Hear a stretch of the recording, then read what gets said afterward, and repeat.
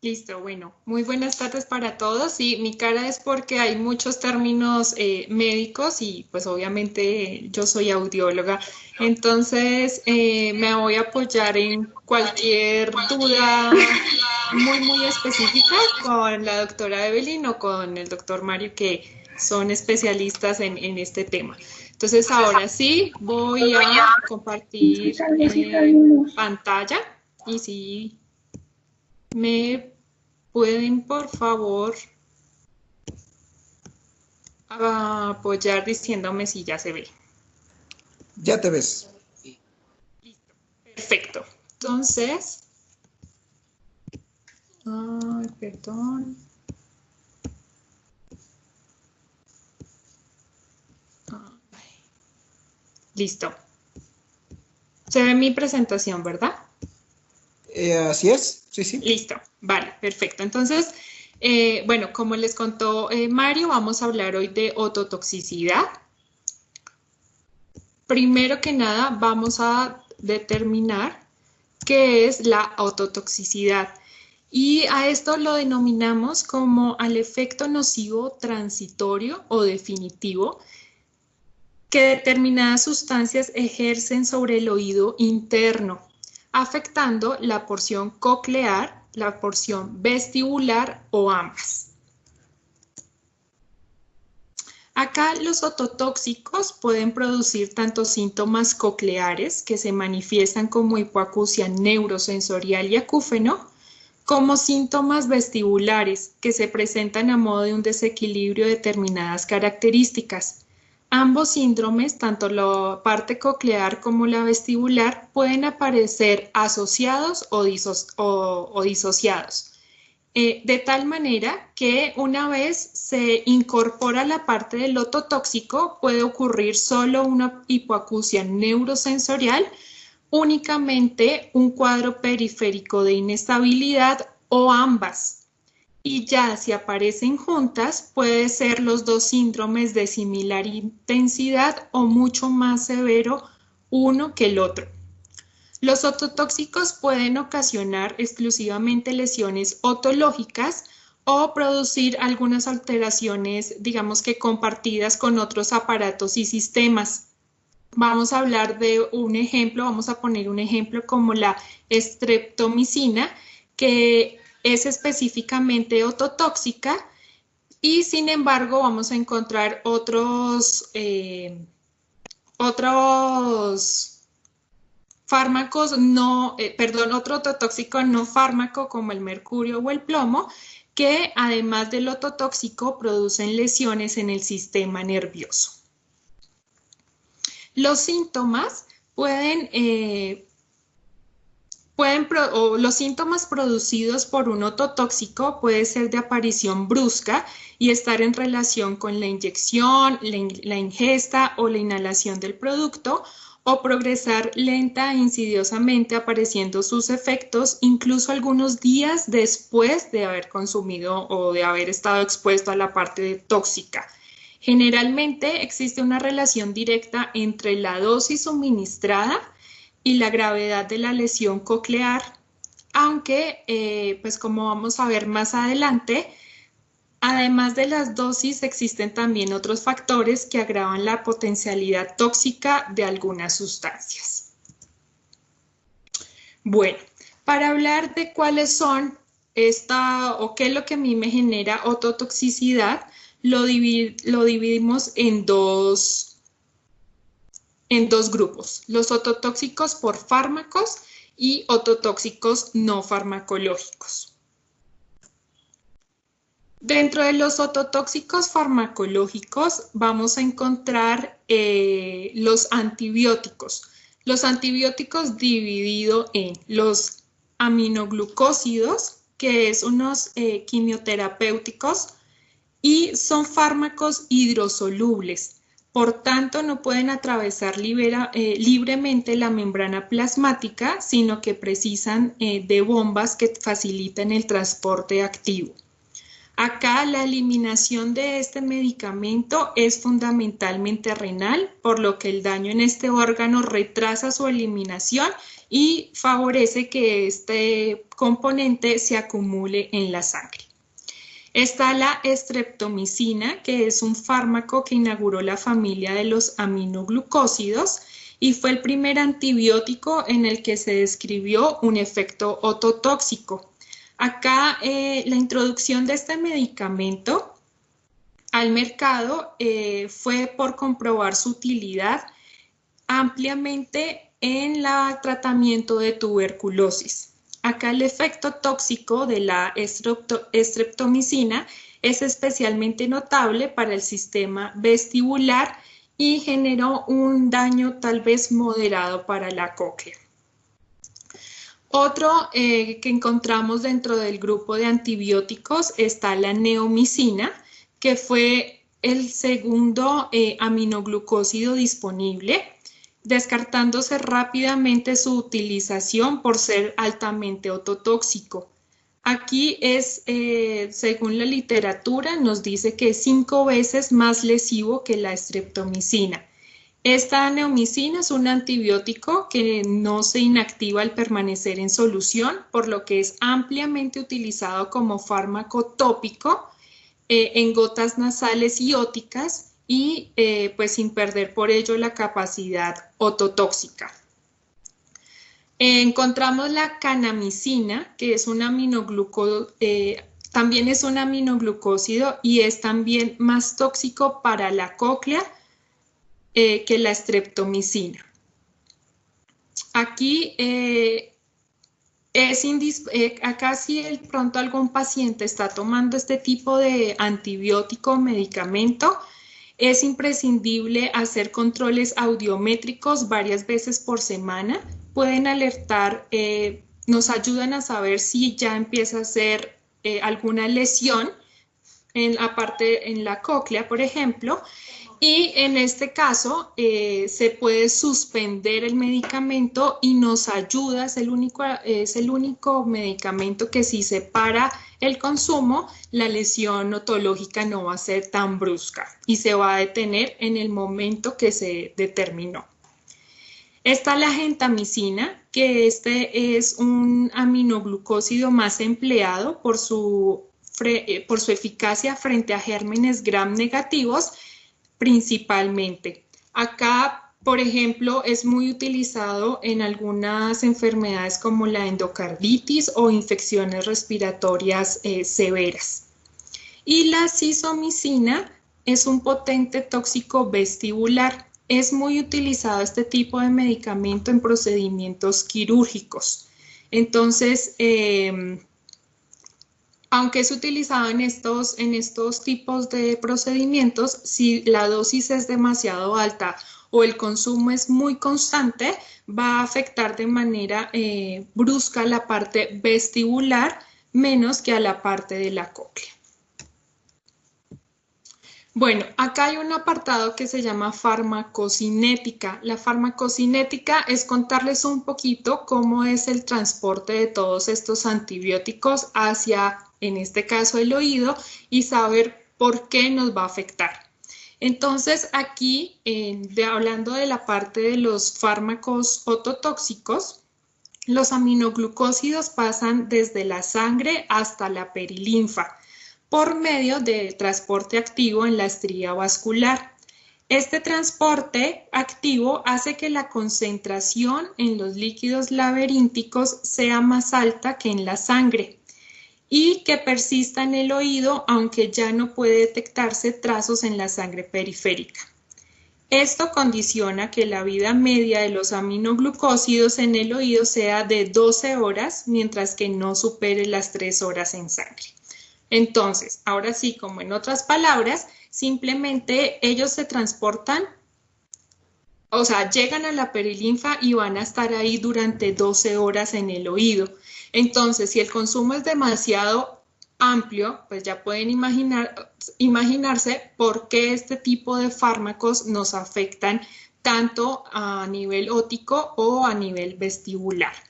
Acá el daño provocado es diferente en las distintas células que encontramos en la cóclea, siendo menor el daño en células ciliadas internas que en las externas, y en esta es mayor en simplemente en las que están en el ápice. Por eso, cada vez que hay una alteración de tipo farmacológico, la audiometría inicial siempre va a estar afectada en frecuencias agudas. Bueno, otros tipos de medicamentos que encontramos que son ototóxicos, hay medicamentos de tipo diurético, como el ácido etacrínico y la furosemida. Estos son dos potentes diuréticos que tienen cierta acción ototóxica. Si se le da a dosis elevadas al paciente, por ejemplo, para el tratamiento renal puede producir hipoacusia por toxicidad de manera coclear. Y encontramos los salicilatos, que dentro de este grupo está el ácido acetil salicílico y sus derivados que tienen una moderada acción ototóxica. Acá encontramos que la aspirina, por ejemplo, que si son a altas dosis y mantenidas largo tiempo, pues pueden producir una hipoacusia neurosensorial con una curva que se afecta en todas las frecuencias. Acá el efecto ototóxico pues se caracteriza clínicamente por hipoacusia de predominio en agudos y acúfeno continuo de alta frecuencia, siendo este el síntoma inicial de la ototoxicidad. Sabemos que hay algunas ocasiones que nos deben dar alguno de estos tipos de medicamentos para tratar algún tipo especial de enfermedad.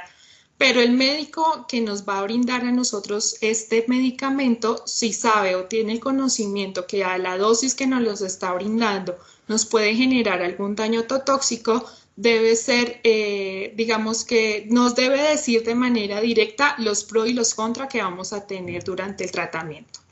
Acá también les coloco a ustedes un cuadro que encontré, donde encontramos el tipo de ototoxicidad. Entonces, la familia, por ejemplo, los antibióticos aminoglucósidos, ¿cuáles son los que vamos a tener dentro de este grupo y qué tipo de daño nos va a generar a nosotros, si vestibular o coclear? Y también encontramos, como les decía al comienzo, ototóxicos que son no farmacológicos. Estos ototóxicos no farmacológicos tienen notable importancia, pero su capacidad ototóxica frecuentemente queda en un segundo plano, pues porque pueden producir efectos más nocivos en otros sistemas. Por ejemplo, la adicción al alcohol, el tabaco o drogas ilegales, pues dan lugar a alteraciones en el sistema auditivo. En estos casos, una cierta pérdida de audición pues pasa a un segundo plano, pues porque las personas van a tener consecuencias mucho más graves que tener una disminución auditiva. También encontramos intoxicaciones por determinados compuestos químicos y por productos industriales que pueden producir entre múltiples secuencias lesiones cocleovestibulares. Acá la lesión puede ser en los dos sistemas. Se consideran ototóxicos como los metales que vemos acá, como el plomo, yodo, plata, oro, mercurio, fósforo, monóxido de carbono, alcohol etílico y metílico, tintes de anilina, arsénico, vapores de benceno, alcanfor, aceites de quenopodio, yodoformo, cloroformo y bromato de potasio. Estos son algunos de los ototóxicos que podemos estar expuestos o de gente que simplemente toma la decisión, por ejemplo, o el alcohol o el tabaco o alguna droga de tipo ilegal. Bueno, acá el cuadro clínico que vamos a tener, pues lo primero que es muy importante es denotar la relación entre la lesión y la causa. Ante una hipoacusia neurosensorial de aparición rápida, se debe investigar la posible implicación de un fármaco ototóxico. Acá la sordera producida por los antibióticos, por ejemplo, se encuadra con mucha facilidad, ya que el paciente suele relacionar su problema auditivo con el tratamiento que lo ha causado y así se lo manifiesta al médico. Entonces, esto es muy bueno, sobre todo en la parte de la toma de datos en la historia clínica, que ustedes le pregunten, dentro de su historia clínica tengan preguntas como si está tomando algún tipo de medicamento, qué tipo de medicamento está tomando, porque está muy claro, en muchos estudios se ha determinado que las personas que empiezan a tomar algún medicamento ototóxico, automáticamente ellos ya lo asimilan y lo relacionan, la pérdida auditiva desde que empezó el tratamiento, por ejemplo. Entonces, algo muy importante, para poderle dar seguimiento y poderlo tal vez remitir con el médico, dándole la observación de que el paciente relaciona el inicio de su pérdida auditiva con el inicio del tratamiento, para que el médico también pueda determinar si se debe continuar con ese medicamento o tal vez lo cambie o disminuya la dosis. Pues dependiendo del fármaco responsable, pues la lesión puede comenzar con acúfenos, con hipoacusia o con algún cuadro de inestabilidad. Acá puede existir una instauración brusca, que la rapidez de la progresión sea pues exactamente así, muy rápida, y que el detenerse o no la evolución de la sordera sea al retirar el fármaco. Entonces aquí pues son características que varían según el medicamento y también tiene que ver mucho la capacidad de eliminación renal y hepática del paciente. Acá también nos dicen que no depende al 100% de la parte ototóxica, si es farmacológico o no farmacológico, sino también de cómo esté nuestro sistema funcionando. Hay algunas personas que tal vez a ciertas dosis no le generen ningún problema, pero hay otras personas que con esa misma dosis y ese mismo medicamento puede instaurarse mucho más rápido un tipo de pérdida auditiva. Bueno, cuando nosotros hacemos la exploración, mediante la audiometría tonal ya vamos a obtener una pérdida inicialmente solo para frecuencias agudas. Entonces, casi siempre vamos a encontrar disminución en frecuencia 4000, 6000 y 8000 hercios. A partir de la evolución, ya las demás frecuencias arrojan pérdidas. Si el proceso es muy intenso, pues se puede llegar inclusive hasta una cofosis. Y en la parte de la logoaudiometría, pues nos va a proporcionar una curva típica de la hipoacusia neurosensorial en las que existe reclutamiento. Entonces, esos son dos tipos de resultados que nos pueden arrojar para una persona que tenga una hipoacusia o que se esté afectando la parte coclear por algún tipo de ototóxico. Tratamiento no existe en este momento en los casos que ya se haya establecido la hipoacusia producida por ototóxico.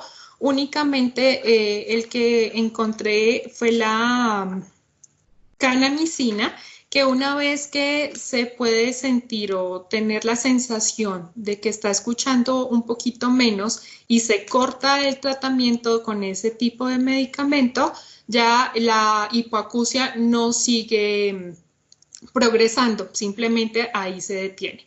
En cuanto a los demás, sí puede presentarse hipoacusias de manera progresiva y pues la única actuación posible es la parte de la prevención.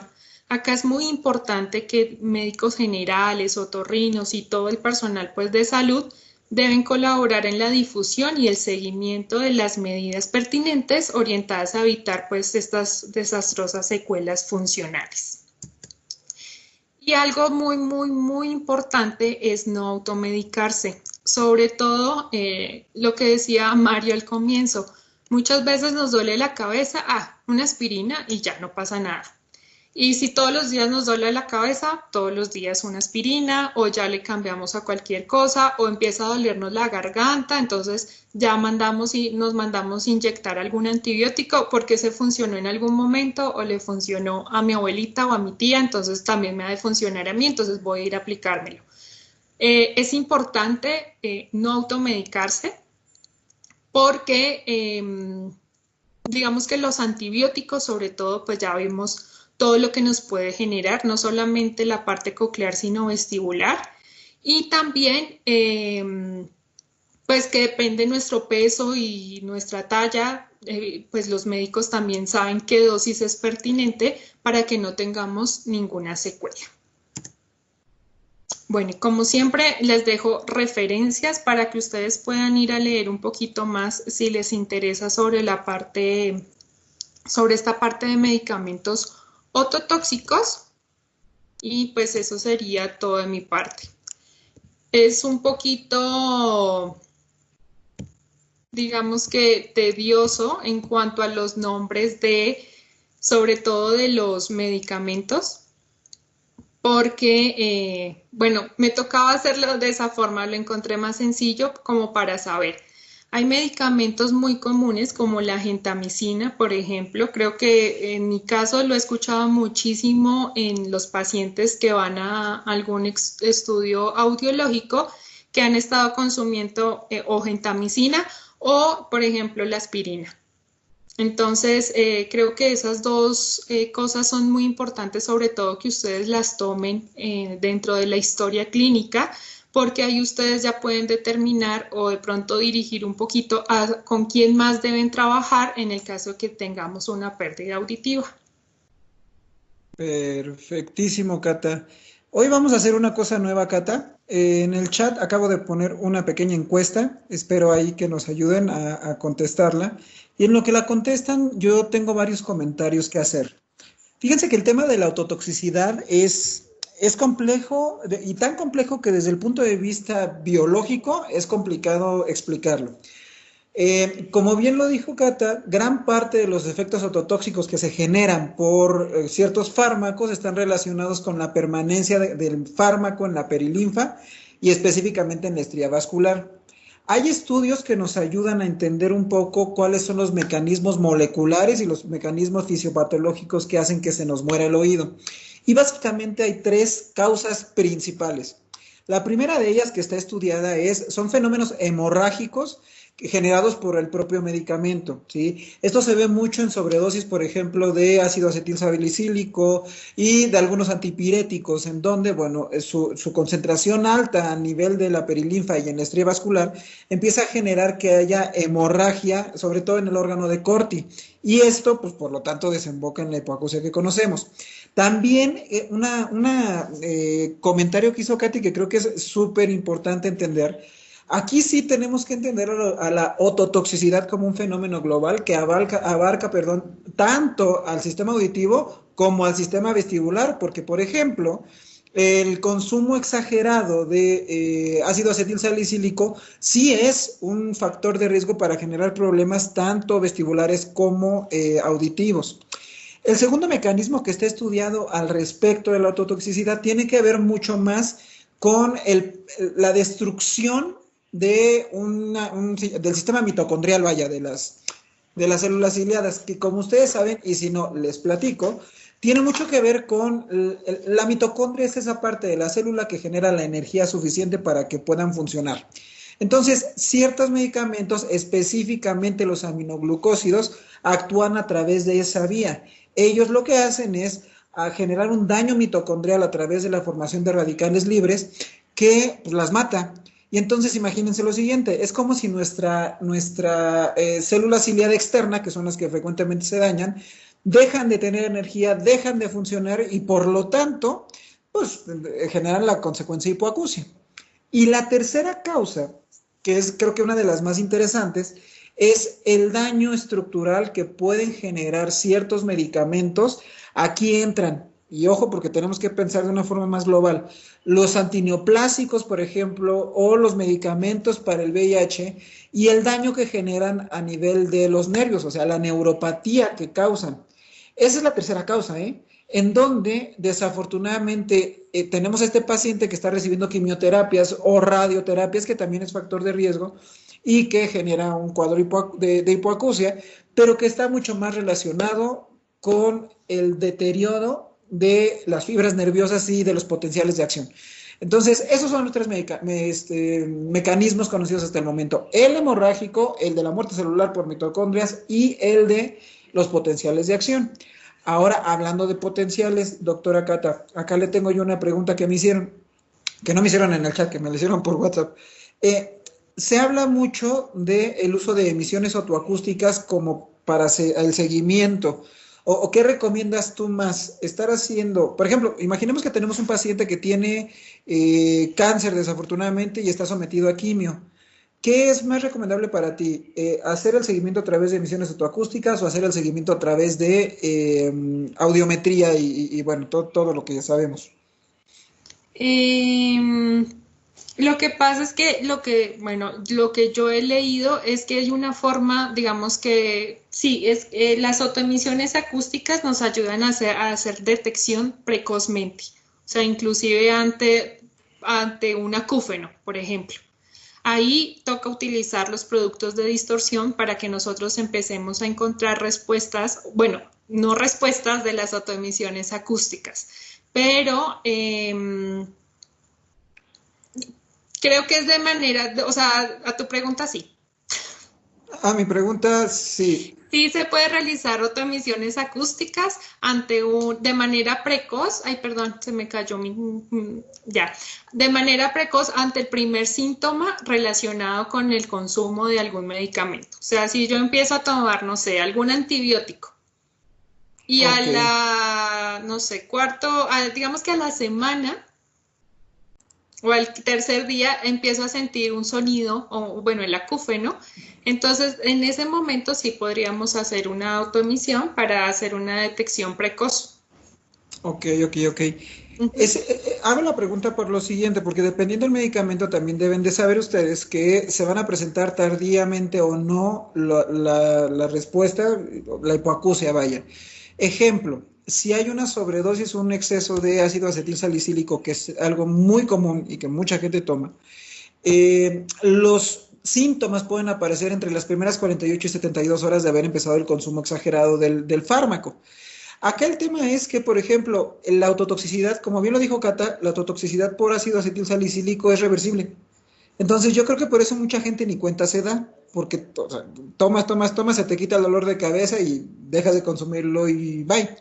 Pero en algunos otros fármacos, como por ejemplo los antineoplásicos, hablando por ejemplo del cisplatino o de los medicamentos antipalúdicos o para la malaria y demás, es crónico. Entonces aquí tú, profesional de audición que nos estás viendo, creo que se hace todavía más relevante y más importante el tema del interrogatorio que le hagas al paciente. Porque, sí, adelante, Cata. A ver, hablas, digamos, del acetil salicílico y, por ejemplo, yo tuve un paciente que tomaba cardioaspirina para pues, su corazón y a él sí se le instauró ya una hipoacusia y pues lo que yo les decía, o sea, el médico debe decirle los pros y los contra. Claro. En este caso era el único medicamento, entonces era uno por otro. Entonces, o era tener su corazón funcionando bien, teniendo esa pérdida auditiva, o era no tener pérdida auditiva, pero problemas en el corazón. Exactamente. Entonces, ya en ese caso, por ejemplo, sí no fue reversible, pues. Exacto, porque ya era consumo crónico. Y también no tenemos que olvidar el tema de que gran parte de los antibióticos que ocupamos, o sea, hay una lista, y de hecho esa lista, si ustedes la quieren, se las podemos proporcionar porque hay un artículo muy interesante sobre eso, en donde te hablan acerca de todos los antibióticos que te pueden generar. Acá en México, y acá poniendo mi experiencia, siempre te dicen, cuídate de la micacina, cuídate de la gentamicina, porque son bien malos, porque son aminoglucósidos y demás. Sin embargo, ya actualmente está comprobado que hay una gran cantidad de cefalosporinas que generan ototoxicidad, por ejemplo, que hay un montón de betalactámicos en general que generan ototoxicidad. Entonces, creo que aquí es un ejercicio de conciencia importante. Y aquí ya nos vamos a meter a la mesa de discusión que es hasta el viernes, pero bueno, en donde el médico sí debería de decirle, como bien lo dijo Cata, cuáles son los pros y los contras del tratamiento. Yo en alguna ocasión, cuando todavía estaba en el hospital y estaba en servicio social, recibí a un niño que tenía creo que 2 años y le dieron un súper tratamiento de amicacina como por 15 días pues terminó con hipoacusia y ya no pudo ser reversible, ¿me explico? Que dato curioso también está que algunos medicamentos que te hacen daño son el antídoto de otros, y nada más lo pongo como ejemplo. Uno de los tratamientos tempranos que existe para revertir o tratar de revertir la autotoxicidad por aminoglucósidos, por ejemplo, es el ácido acetilsalicílico, porque llega a la estrella vascular. Entonces, es una cosa muy compleja. Insisto, no nos tenemos que olvidar de los pacientes que están en tratamiento por cáncer o que están en tratamiento por VIH, porque ellos son los que tienen un consumo crónico de medicamentos que está probado y comprobado que en determinado punto van a tener pérdida de la audición. Acá leo un comentario que nos hace Luis Carlos, y dice, hay en ocasiones una predisposición genética por herencia mitocondrial. Exactamente. Y eso es lo que hace la diferencia, porque me podrán decir, yo me he peleado con médicos por esto, ¿eh? No, hombre, es que la gentamicina buenísima, y todos los médicos sabemos que es buenísima, que para los problemas urinarios, que para ciertas gastroenteritis y demás, y es un medicamento muy asequible, es un medicamento barato. Y sí, me dirán, es que yo llevo años recetando gentamicina a mis pacientes y no les pasa nada. Yo llevo años recetándoles 10 amicacinas a mis pacientes y no les pasa nada. Pues sí, pero es que también, como lo decía en un webinar que di hace ratito, aquí no estamos tratando enfermedades, estamos tratando enfermos y cada organismo es diferente. Entonces, ¿cómo vas a saber? ¿Sí? Entonces, en últimas, y ya para dejar de terminar, Cata, yo creo que una anotación que me encantaría hacer es, si tú el que me estás viendo eres profesional de la audición, ya sea audioprotesista, seas audiólogo o seas otorrino o quien sea que se dedique a colocar auxiliares auditivos, me parece que te tienes que tomar 3 minutitos de tu tiempo y de tu consulta cuando estás con la persona para decirle que se tiene que cuidar de los medicamentos, porque eso no pasa, eso no se dice, y eso es algo que es súper relevante. Dentro de cosas que uno va aprendiendo sobre la vida y demás, uno entiende lo siguiente. Las medidas de protección auditiva no nada más son el ruido, no nada más es cuidarte de las infecciones, es también avisarle al paciente de los medicamentos. Entonces, no sé, Cata, si quieras agregar alguna otra cosa o alguno de nuestros invitados quiera agregar algo más. No, o en caso tal que lo esté consumiendo, de pronto darle, no sé. Ya no te escucho yo, Cata. No sé, creo que se apagó tu micrófono. ¿Ya? Ya. Ok. Comentaba que ya en caso tal que ustedes detecten o vean que sí estaba consumiendo algún tipo de medicamento y que después de su evaluación determine algún tipo de pérdida, es bueno que le sugieran que acuda nuevamente con su médico para que él también lo revise. Tal vez no decirle está mal, porque no sabemos por qué se prescribieron esos medicamentos y esas dosis, pero pues por lo menos sabemos que el médico ya va a tener un antecedente o un aviso que el paciente está empezando con problemas auditivos relacionado tal vez al medicamento que está consumiendo. Justo, y es lo que siempre platicamos, tener un equipo multidisciplinario siempre te ayuda, siempre, siempre, siempre. Como en estos casos, creo que es un muy buen ejemplo en donde Cata maneja perfectamente bien el área audiológica y yo no es que maneje perfectamente bien el área médica, pero pues estudié medicina. Entonces, creo Está la que... doctora Evelyn. Y está la doctora Evelyn, entonces justamente para allá iba. Pero bueno, les quiero mostrar una última diapositiva. Hoy andamos muy innovadores, entonces les voy a mostrar esta diapositiva nada más para que sepan lo que va a ocurrir este viernes. Este viernes vamos a tener, espero que se vea mi diapositiva, Cata, tú me confirmas. Sí. Sí se ve. Ok. Este viernes vamos a tener de invitado al maestro José Luis Anabalón, que nos ha hecho favor de estar ya en varias ocasiones como invitado especial y que va apareciendo y siempre es un gusto escucharlo. Pero los invito y los estoy invitando desde ahorita porque va a ser una plática que no se pueden perder, de verdad. Si alguien tiene una forma correcta de decir las cosas para que tú lo entiendas así, es el maestro Navalón. Entonces, los esperamos el día viernes. Yo acabando esta videoconferencia voy a subir a nuestras redes sociales. Acuérdense Facebook, acuérdense Instagram, acuérdense YouTube, pero en YouTube no se puede seguir vínculos. Entonces, Facebook e Instagram. Vamos a subir la invitación para que se puedan inscribir y el maestro Navalón nos va a estar hablando acerca de estimación de riesgos y hábitos de uso de reproductores de música personal. Se van a dar cuenta que este tema podría parecer como muy sencillo y muy obvio porque pues ahí todo el mundo sabe que no debe de ocupar mucho ruido, pero de verdad hay mucho que aprenderle al maestro Navalón. Entonces, quito mi presentación por acá y pues bueno, les recuerdo, nosotros somos Casmed. Muchísimas gracias por estar acá. Muchísimas gracias por ver esta videoconferencia. Este video estará el día de mañana en nuestro canal de YouTube. Despídase, doctora Catalina Bulla. Bueno, que tengan una feliz tarde y muchas gracias por acompañarnos. Ella fue la doctora Catalina Bulla, yo soy el doctor Mario Laguna y esto es Casmed. Nos vemos el viernes a las 5 de la tarde. Que estén muy bien. Bye. Casmed, connecting our senses.